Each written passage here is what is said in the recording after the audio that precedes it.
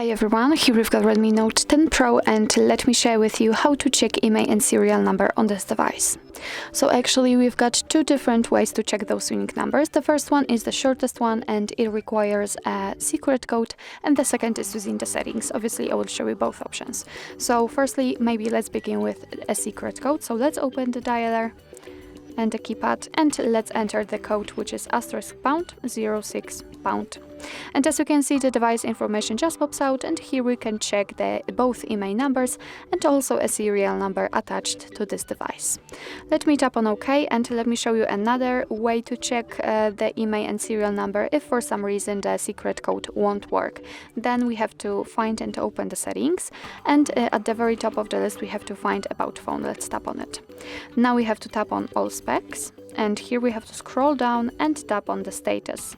And as you can see here, we've got both IMEI numbers for both SIM slots obviously, and if you would like to check the serial number you have to tap on Model and Hardware, and the serial number just pops out.